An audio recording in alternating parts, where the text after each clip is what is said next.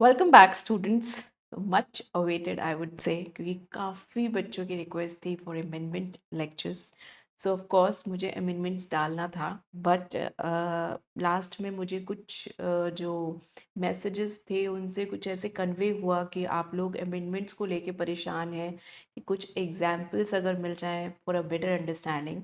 तो फिर मैंने इसे एक दो दिन और होल्ड किया और थोड़ा सा और इस पर काम किया। So here I am before your examination, of course. So all the very best for examination. By the way, second मई से शुरू होने जा रहा है. I hope all your preparations and everything is done और आप लोग इस अटेम्प्ट में सीए बन के ही बाहर निकले. ओके, सो यहाँ पे जो मेरा एफर्ट है, सबसे पहली चीज़ काफ़ी बच्चे जो है परेशान हो जाते हैं। ये मेरे टेलीग्राम चैनल पे है और मैं अब इसका लिंक यहाँ पे ही डाल दूँगी टॉप में पिन करके, ठीक है? तो आप लोगों को कोई प्रॉब्लम नहीं होगी। चलिए, अब यहाँ पे जो ये अमेंडमेंट्स है ना, इसको मैंने जो मेरा मोटिव है पहले मैं वो बता देती हूँ, ठीक है? इसका मोटिव ये है कि आप लोग अपना कॉन्सेप्ट कर चुके, ठीक है? मेरे पास ये जो मैंने क्वेश्चंस कराया होपफुली आप वो भी कर चुके। आप लोगों ने अमेंडमेंट्स भी कहीं ना कहीं से ज़रूर पढ़ी हैं डिटेल्ड में, लेकिन प्रॉब्लम सारी ये होती है कि एग्ज़ाम के टाइम पे हमारे पास कुल मिला के 1.5 दिन के आसपास होता है ना? उस 1.5 दिन में सब चीज़ों को कवर कैसे करें, क्योंकि बहुत अच्छे से कर दिया कुछ छूट जाता है तो हमें अच्छा नहीं लगता है ना?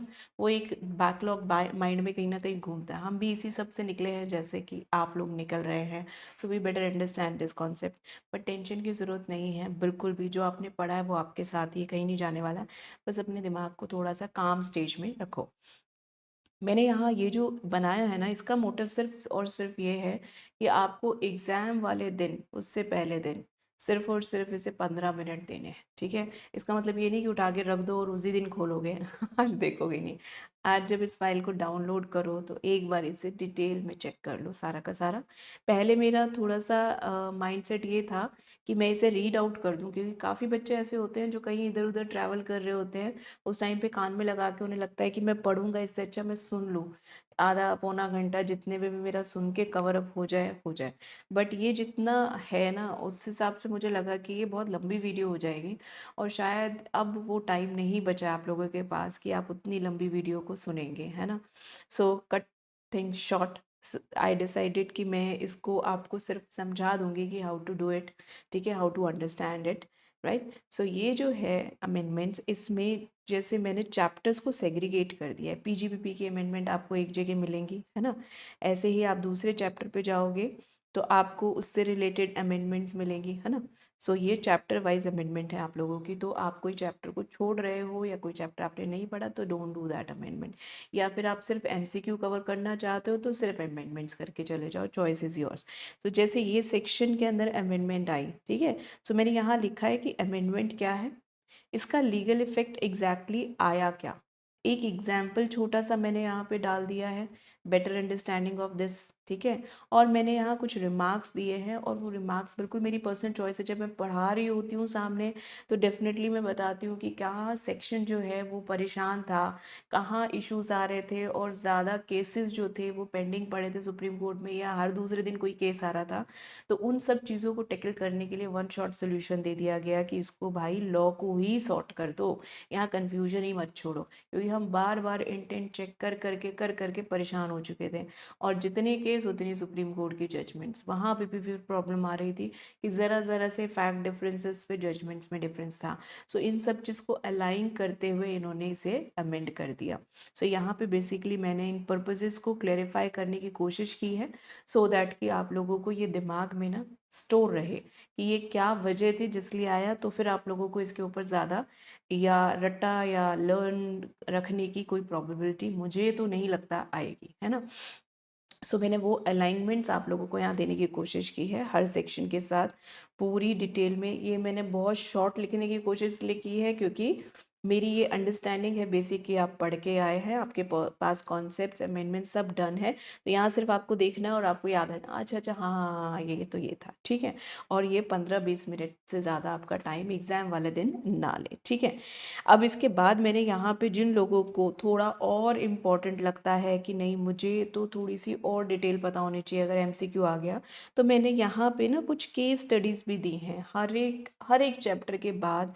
हर सेक्शन को लेके मैंने छोटी छोटी छोटी केस स्टडीज़ देने की कोशिश की है, जहाँ पे कि ये अगर आप एग्जाम्पल्स को पढ़ोगे ना तो आपको और क्लैरिटी आ जाएगी कि भाई ये एग्जैक्टली कहाँ इफेक्ट डालने वाला है, या कोई क्वेश्चन ही आ जाए आप लोगों के सामने, कोई केस स्टडी, तो आप लोगों को उसको कैसे डील करना है, ठीक है। इससे ज़्यादा शॉर्ट तो आई डोंट थिंक कि फिर वो कहीं पे भी कोई पर्पस सर्व कर पाता, ठीक है। फिर कैपिटल गेन में सेम है, सारे के सारे सेक्शंस को मैंने यहाँ डिस्कस किया है। यहाँ पे भी आपको लीगल इम्पैक्ट मिलेगा क्या है, प्रैक्टिकल एग्जाम्पल दिया है, और फिर मैंने अपना रिमार्क दिया है कि बेसिकली इसको करने के पीछे के लॉजिक्स क्या हैं। एक दो अगर मैं बात करूँ जो क्वेश्चंस हैं, जो चैप्टर्स हैं, उन चैप्टर्स के अंदर मैंने टैक्स की प्रोविजनिंग जैसे कि ये है, यहाँ पे मैंने आपको देने की कोशिश की है कि टैक्स बिफोर दिस अमेंडमेंट क्या पोजीशन थी एंड इसके बाद इसकी क्या पोजीशन है, तो बेसिकली हमें लर्निंग क्या मिलेगी, क्योंकि यहाँ पे मुझे लगा कि ये थोड़े से ऐसे सेक्शंस हैं जहाँ पे कि लॉजिक्स को समझ पाना 1 और 2 लाइन में थोड़ा सा डिफिकल्ट है, तो मैंने बिफोर और आफ्टर दे दिया है सो दैट कि अब आप इसको ना डिफरेंस को हमेशा ध्यान में रखो कि जिन लोगों को हल्की हल्की याद है, जिनका थोड़ा सा पुराना है, पढ़ा हुआ है, उन लोगों को लगता है कि नहीं मैंने पता नहीं ऐसा पढ़ा था या फिर मैंने ऐसे पढ़ा था, और फिर जिन लोगों ने पास्ट क्वेश्चंस भी कर लिए, उन्होंने अमेंडेड को पढ़ा है, तो वो जो ब्रिजिंग है ना, जो गैप है, वो यहाँ से ख़त्म हो जाएगा, रिस्टोर हो जाएगा आप लोगों का। तो मेरा वो इंटेंट है। बाकी आप लोग डेफिनेटली ये सारे के सारे नोट्स को गो थ्रू करो, मुझे हमेशा फीडबैक देने की कोशिश करो। मेरा एम है कि मैं आप लोगों को वो बेस्ट वे प्रोवाइड कर सकूँ जो मैंने कभी अपने लिए यूज़ किया, या फिर जो मुझे इजी लगते हैं कि this can be done, so that कि आप लोग थोड़ा सा स्ट्रेस भी कम लो और बाद में भी आप लोगों की लाइफ में उस चीज़ की यूटिलिटी बनी रहे। आपको एक चार्टर्ड की तरह ही सोचना चाहिए, चार्टर्ड की तरह ही उन चीज़ों को एनालाइज करनी चाहिए। मेरा सोल पर्पस यही है। बट इसमें मैं आप लोगों से क्या चाहती हूँ कि आप लोग प्लीज़ थोड़ा सा टाइम निकाल के लाइक भी करो और कमेंट करके मुझे ज़रूर बताओ कि कहीं पे किसी चीज़ की अंडरस्टैंडिंग में still you feel something can more be added, या फिर आपको लगता है कि नहीं इस चीज़ की यहाँ ज़रूरत नहीं थी, सो दैट कि नेक्स्ट टाइम जब भी मैं कोई चीज़ बना रही हूँ तो मैं उसमें उस चीज़ का टेक केयर रखूँ। आप लोगों के जो भी कमेंट आते हैं, मैं अपनी जो भी नेक्स्ट वीडियो बना रही होती हूँ उसमें उसे बिल्कुल कंसीडर करके चलती हूँ। जो बच्चे भी मुझे बोलते हैं कोई भी चीज़, आप सब लोगों के लिए मैं बोल रही हूँ कि आप लोगों का एक एक कमेंट, एक एक बात को आई कंसीडर वेरी वैल्यूबल, और जहाँ पे भी मुझे लगता है कि ये बच्चा सही कह रहा है, ये इस बात से परेशान हो सकता है, I try and take care of that thing, ठीक है। सो आई होप आप लोगों को मेरा ये जो एफर्ट है ये अच्छा लग रहा होगा। ये करीब करीब 17 पेजेस के आसपास है, ठीक है, और इसमें कोई भी अमेंडमेंट को मैंने मिस आउट नहीं किया है, सारी अमेंडमेंट्स को टेक केयर किया है to the best of my knowledge. इसके बाद भी अगर कुछ रह जाता है तो देखो कमेंट बॉक्स खुला पड़ा है, ऑफ कोर्स आओ और मुझे भी बताओ, मुझे भी अपडेट होने की ज़रूरत है वहाँ पे, ठीक है। और इसके अलावा जो भी आप लोग यहाँ एग्जाम्पल्स को समझोगे, डिटेल्स को पढ़ोगे, वहाँ कहीं पे भी लगे कि मुझे स्टिल समझ नहीं आया, तो फिर हेजिटेशन की ज़रूरत नहीं है, आप बिल्कुल कमेंट बॉक्स में डालो, as early as I see I can give and provide solution, ठीक है। दूसरी चीज़, next video I will take up for block assessment, क्योंकि ब्लॉक असेसमेंट को मैंने सेपरेट इसलिए रखा है कि मैं एक इंडिविजुअल ही वीडियो बनाऊंगी ताकि वीडियो ज़्यादा लंबा ना हो और आप इधर उधर कुछ भी करते हुए 10 मिनट के लिए उसे सुनो और आपका ब्लॉक असेसमेंट कंप्लीट हो जाए, ठीक है। सो नेक्स्ट वो रहेगा, उसके लिए सब ट्यून इन करके रखेंगे।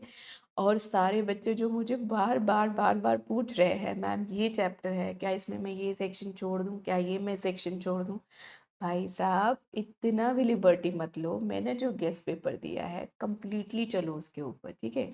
जब आप लोगों का एग्ज़ाम हो जाएगा तो मैं इस गेस्ट पेपर का आप लोगों को कंपैरिजन दूंगी कि आप लोगों के एग्ज़ाम में कहाँ कहाँ कैसे कैसे ये गेस्ट पेपर फिट हुआ, ठीक है। उसके बाद जब आप नेक्स्ट अटेम्प्ट में आपके बाद वाले जो लोग आएंगे उन लोगों को थोड़ा सा और समझ में आ जाएगा कि इसकी एप्लीकेबिलिटी कैसे करनी है। बट बार बार मत पूछो इन चीज़ों को, आप लोग इस टाइम स्ट्रेस मत लो, जितना आपसे हो गया है वो द बेस्ट है, अभी कोशिश करो जितना आता है उसको एटलीस्ट आप वहाँ परफॉर्म कराओ। स्ट्रेस लोगे ना तो जितना आता है वो भी परफॉर्म नहीं होगा, तो फिर वो गलत बात है ना।